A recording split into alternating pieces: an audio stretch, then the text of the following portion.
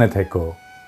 ফোনের কথা শেষ করেই নাড়ুয়া বাজারে যাই, বিকাশে টাকা পাঠায়, সাইকেলে বাড়ি ফিরতে ফিরতে টাকা পাইছে কিনা নিশ্চিত হতে ফোন করি, কিন্তু ফোন আর ধরে না।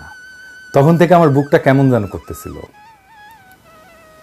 মাগরিবের নামাজ শেষ করে সালাম ফেরানোর সময় পকেটের ফোন বাইজা ওঠে, মনটা কেমন আটকে ওঠে।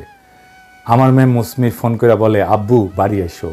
বাড়ি এসে দেখি সব এলোপাথারি, কেউ কিছু বলতেছে না। বড় জামাতা রঞ্জু এদিক সেদিক করতেছে। পরে আমার এক নাতি এসে বলছে, বাবাইর মানে সাগর মাথায় গুলি লাগছে, হাসপাতালে আছে।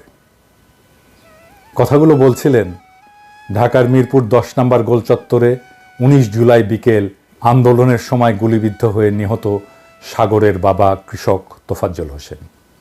রাজবাড়ীর বালিয়াকান্দি উপজেলার নাড়ুয়া ইউনিয়নের টাকাপোড়া গ্রামের দরিদ্র কৃষক তোফাজ্জল হোসেন। ছেলে সাগর আহমেদ, 22 বছর বয়স।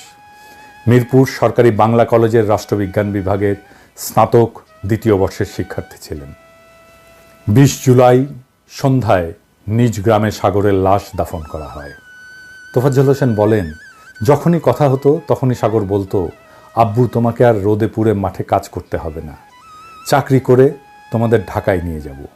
আমার মানিক হোটেলে কাজ করত, রাতে মেসে ফেরার সময় কিছু খাবার নিয়ে আসতো, রাস্তায় থাকা মানুষকে দিত। তিনি জানান, 19 জুলাই সকালেও মা বাবার সঙ্গে সাগরের কথা হয়। সাগর ওর মাকে বলে, ঢাকার পরিস্থিতি ভালো না, আমার জন্য দোয়া করো, আন্দোলনে যাব। তখন মা বলেছিল, যেও না বাবা। তখন তোফাজ্জল বলেছিল, ও যাবে, না গেলে মুনাফিক হয়ে যাবে। তখন মায়ের কাছে দোয়া চেয়ে সাগর বলে, মা তোমার সাগরের জন্যে না, লক্ষ্য সাগরের জন্য দোয়া করো।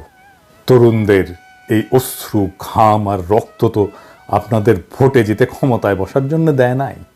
এই রক্ত অশ্রু ঘাম চুপ্পুকে রাষ্ট্রপতি রাখার জন্য দেয় নাই।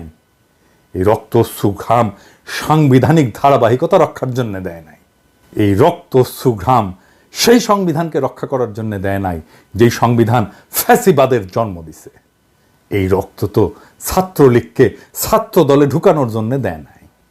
এই রক্ত তো আওয়ামী লীগের ফেলে যাওয়া সাম্রাজ্য দখলের জন্য দেয় নাই। জনগণের কাছে, ছাত্র জনতার কাছে, বাংলাদেশের তারুণ্যের কাছে প্রশ্ন রেখে গেলাম, আপনারাই দেখেন আপনাদের রক্ত আর ত্যাগকে কারা ভোটের বাক্সে ভরে ক্ষমতা উপভোগ করতে চায়। এইবার বলেন, আমাদের লড়াই কি এখনো শেষ হয়েছে? আমাদের পথ চলা কি শেষ হয়েছে এখনো? আমাদের কি এখনো জোর গলায় আবারও স্লোগান ধরার সময় আসেনি? ইনকিলাব জিন্দাবাদ।